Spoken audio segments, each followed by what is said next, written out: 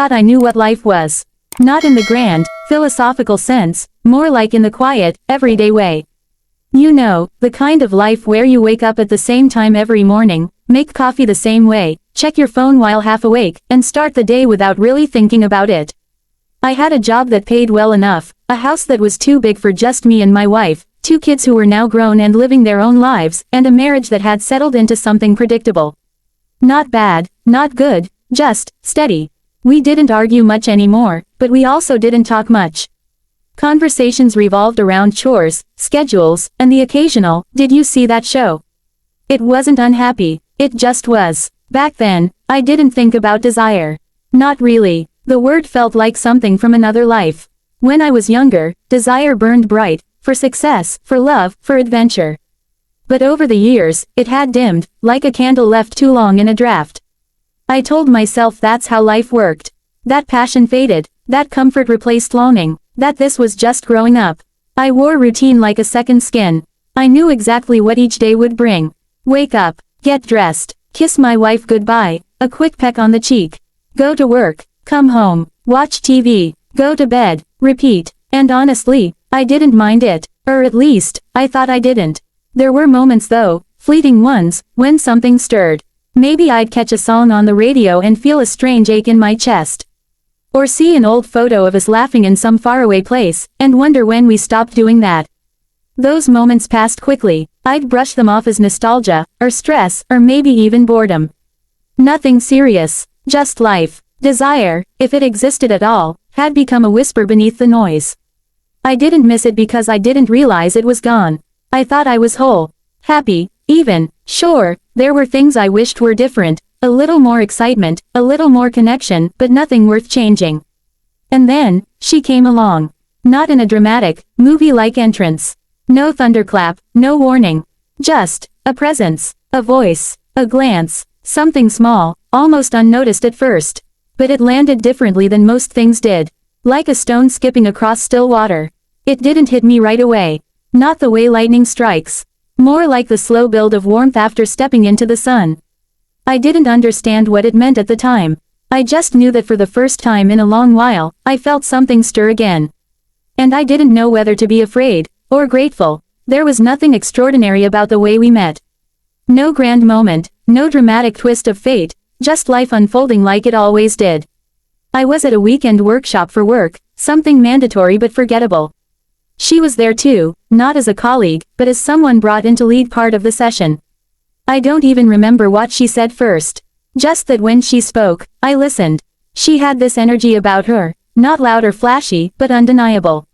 Like she carried warmth with her wherever she went. People around her leaned in, smiled more, laughed easier. I found myself watching her without realizing it. Not in a creepy way, just noticing. The way she moved, how she paused before answering questions, how she made eye contact like she actually saw you. After the session ended, I told myself I'd forget about her by Monday. That's usually how things worked. You meet someone interesting, feel a flicker of something, and then life pulls you back into your lane. But this time, something stuck. A few days later, I got an email from her. A follow-up question about something I'd said during the discussion. It was professional, polite, nothing out of the ordinary. But, replying felt different. I spent too long on it. Changed the wording twice. Added a joke I didn't normally use. Then I sent it and waited. She replied the same day. That started it. A slow, steady exchange. Questions turned into conversations. Conversations turned into shared thoughts. We talked about books, about music, about things I hadn't discussed with anyone in years. She asked me things no one else did, not surface-level stuff, but deeper questions. About what I wanted, what I missed, who I used to be. At first, I brushed it off. Told myself it was just curiosity. Friendly banter, nothing serious. But deep down, I knew it was something else. Something unfamiliar. Something I hadn't felt in a long time. I caught myself thinking about her when I shouldn't have. During meetings, while driving, right before sleep. I'd replay our messages in my head, wondering if she meant something more than what she said. Wondering if I did too. And then came the first real moment, the one I couldn't explain away. We were on a call, just a short one, about something work-related. But near the end, she paused and said, "You know, most people answer questions. You think about them. It wasn't much, just a simple sentence. But it landed differently, like she saw me, not just my words, but the person behind them. I didn't know how to respond. So I laughed it off. Said something like, "Guess I overthink things." But inside, something shifted. From that point on, everything changed a little. My usual rhythm of life still moved forward, the same job, the same house, the same routine, but now there was a new current beneath it all. A quiet pull towards something I didn't understand yet. I tried to ignore it. Told myself it was just admiration. Or loneliness. Or maybe even boredom. I had a good life. A stable life. Why mess with that? But the truth was, I hadn't felt this alive in years. And for the first time since I could remember, I wasn't sure if I wanted to go back to the way things were. There were nights I couldn't sleep. Not because of stress or noise, but because my mind was too full, too restless. Thoughts of her wouldn't leave me alone. They came in waves, soft at first, then stronger. Questions I hadn't asked myself in years started creeping in. Who am I? Who have I become? And more quietly, who did I used to be before life became so quiet? I had always thought of myself as someone who knew what he wanted. A provider, a husband, a father, a professional. These were the roles that built my identity.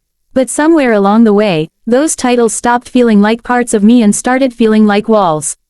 Safe ones, yes, comfortable even, but walls nonetheless. And now, through her, something else was peeking through. She didn't push me to open up. She just stayed, patient, present, and somehow, without trying, she made it feel okay to say things I'd buried a long time ago. So I did. One night, after a long day, I sent her a message I hadn't planned on sending. It was small, just a line about how I sometimes felt invisible, even when surrounded by people. I expected a polite reply. Maybe a, "That's rough," or a change of subject.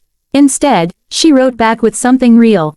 Greater than, "I think a lot of us go through life pretending we're fine. Like if we don't say the hard stuff out loud, it won't hurt as much." It hit me harder than I expected. I read it again, then again, and suddenly, I wasn't just talking to her anymore, I was talking to myself. So I kept going, sent another message, then another. I told her about the times I'd smiled when I was sad, laughed when I was lonely, nodded when I really wanted to scream. I told her about the dreams I used to have, not wild or unrealistic, just personal. Things I wanted for me, not for anyone else. Things I had let go of, one by one, until I barely remembered they were mine. And she listened, not in the way people usually do, waiting for their turn to speak, or offering quick fixes. She really listened, asked questions, let silence sit between words. Didn't rush me, didn't judge me, just held space for me. And that changed everything, because for the first time in a long time, I didn't feel alone in my own skin. At first, I resisted the shift. Told myself it was just conversation. Just connection, nothing more. But deep down, I knew it was different. Because no one had ever looked at me, even just through text, and made me feel like I mattered so completely. I started craving our talks. Not just for what we said, but for how I felt afterward. Alive, seen, understood. It was intoxicating in a way I hadn't expected. And scary, because I realized I had forgotten what it felt like to be truly known. I began to notice things, little changes in myself. I stood taller, spoke more honestly, smiled more often, even when no one was watching. I caught myself humming songs I hadn't liked in years. Laughing at things that used to just pass me by. It wasn't dramatic, no sudden transformation, just a slow, steady awakening. And with that awakening came something else. Desire, not just for her, though that was there, growing quietly beneath the surface, but for life asterisk. For meaning, for connection, for something real. For the first time since I could remember, I wanted to feel again. And I was starting to believe I still could. There was no single moment that marked the turning point, just a slow, inevitable pull towards something neither of us could ignore. The conversations had become longer. The pauses between messages shorter. The words more personal, more honest, more dangerous. It wasn't planned. Nothing about it was calculated or rehearsed. It just happened, like stepping too close to the edge of something deep and knowing there's no way back. One evening, after a long week, she sent me a message I didn't expect. Greater than, do you ever feel like we're standing on the edge of something, but neither of us is ready to jump? I read it 3 times before replying. My heart did something strange, not fast, not panicked, but heavy. Like it already knew the answer before my mind caught up. I typed back, greater than, maybe we already did. She didn't respond right away. When she finally did, it was simple. Greater than, then let's stop pretending we're still on solid ground. And just like that, everything changed. We met in person again, this time, not at work, not in front of others. Just the two of us. A quiet place. No distractions. No excuses. When I saw her, I felt something shift inside me. Not just attraction, though that was there, undeniable and raw, but recognition. As if some part of me had always known her, even before we met. The air between us was thick with unspoken things. We talked, yes, but it was different now. Our words carried weight. Every glance, every touch, every silence meant something. And then came the first real moment, the one that made it impossible to turn back. She reached for my hand. Not dramatic, not forced, just natural, like it belonged there. And when our fingers touched, I felt it everywhere. Not just in my chest, but in every forgotten part of me that had been waiting to wake up. That night, I didn't go home. What followed wasn't reckless exactly, not in the way people might assume. There was thought, there was hesitation, there were moments where I almost walked away. But desire, once awakened, doesn't ask permission. It grows, it pulls, it demands to be answered. So I answered. Being with her was unlike anything I'd known before. Not just because of the physical connection, though that was powerful in its own way, but because of how completely I felt seen. Not as a husband, not as a father, not as an employee or provider or any of the roles I had worn for so long. Just as me. For the first time in years, I wasn't hiding parts of myself. I wasn't editing my thoughts or softening my truths. I was allowed to want, to feel, to be, and it terrified me, because with every moment we shared, I became more aware of what I had been missing. Of how much of myself I had buried under routine and responsibility. And with that awareness came guilt, sharp, unavoidable. I had built a life. A good one, by most standards. I had a wife who had stood by me through everything. Children who looked up to me. A home filled with memories. And yet, here I was, breaking something I had promised to protect. But even as I wrestled with the weight of it all, I couldn't walk away. Because what we had, what we were building, felt too real to ignore. We told ourselves stories to make it easier. That it wasn't hurting anyone. That we weren't doing anything wrong. That love wasn't supposed to be this quiet, this small, this lonely. But deep down, I knew better. This wasn't just about passion or excitement. This was about identity, about who I had become and who I wanted to be. About realizing that I had spent so long living the life everyone expected of me that I had stopped asking what I wanted. And now, I was finding out. With every stolen hour, with every whispered conversation, with every lingering touch, I was being reshaped. Not into someone new, but into someone I had forgotten I could still be. And I was afraid of what that meant. Because I knew, eventually, I would have to choose. Between the life I had built, and the one I was starting to believe I deserved. The end didn't come with a bang. No confrontation, no dramatic confession, no final argument. Just silence, the kind that grows slowly, like fog rolling in over water. At first, it's barely noticeable. Then suddenly, everything is quiet, too quiet. We both knew it was coming. Not because we stopped caring, but because the weight of what we were doing became too much to carry. There were moments when I thought we could keep going, stretch the illusion a little longer, pretend that love alone was enough. But love, as I was learning, isn't always enough. Sometimes it's not even the hardest part. She was the one who said it first. Greater than, I don't think I can do this anymore. Not angrily, not with blame, just, truthfully. And in that moment, I felt something break inside me. Not because I wanted to leave my life behind, I still wasn't sure if I could, but because I realized how deeply she had changed me. And now, she was walking away. It wasn't sudden. We tried to slow it down, to hold on a little longer. But every message after that carried a different energy, softer, sadder, more distant. Conversations that used to last for hours now ended with polite goodbyes. Touches became rare, words lost their heat, and then, one day, there were no more messages. I told myself I would be okay. That I had made my choice. That I had done the right thing by staying where I was. That some things are meant to be fleeting. That sometimes people come into your life just to remind you who you are, and then they leave. But being back in my old life didn't feel like returning home. It felt like stepping into a room that used to fit perfectly, only to find that somehow, the walls had moved. Everything was the same. My job, my house, my marriage, my routine, but I wasn't. I kept waiting for the guilt to fade, for the ache to soften, for time to smooth everything over. But healing didn't come all at once. It came in pieces, small moments where I caught myself thinking differently, feeling differently, wanting differently. I started noticing things again. The way my wife looked at me when she thought I wasn't paying attention. The way my kids laughed at something silly, just like they used to. The way music felt more alive than it had in years. Even silence didn't feel empty anymore, it felt full of space.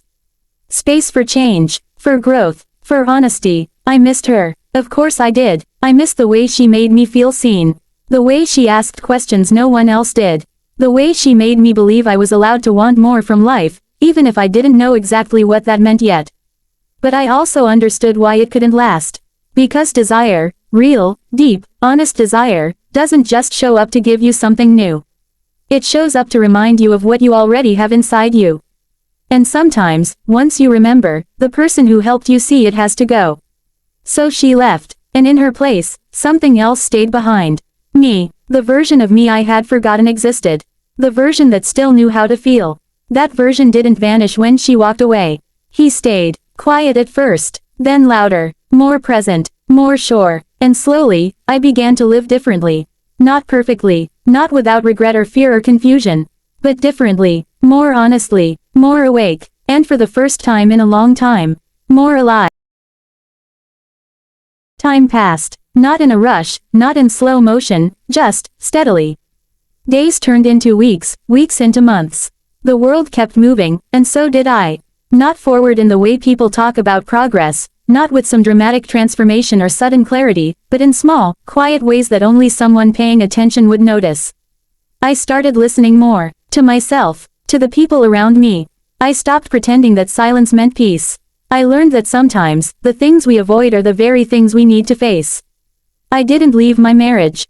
That part of my life remained, though it changed. Not because of anything she said or did, but because of what I had remembered about myself. I became softer with my wife. More present. We didn't suddenly fall back into passionate love, but something shifted.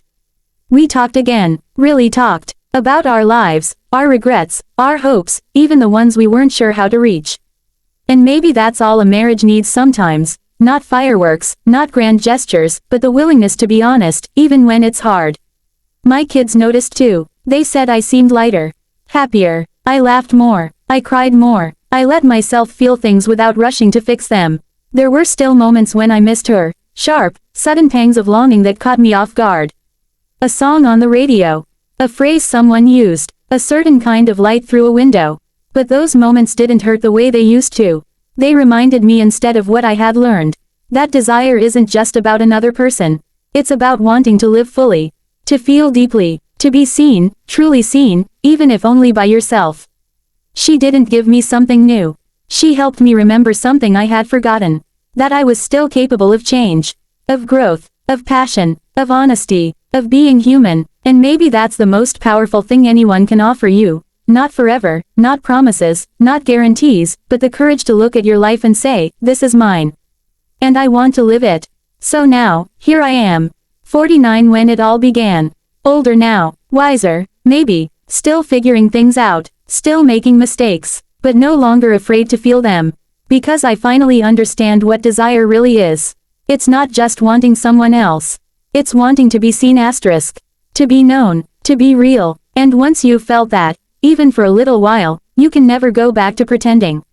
If this story moved you, leave a comment below. What did you learn about yourself later in life? Thank you for watching.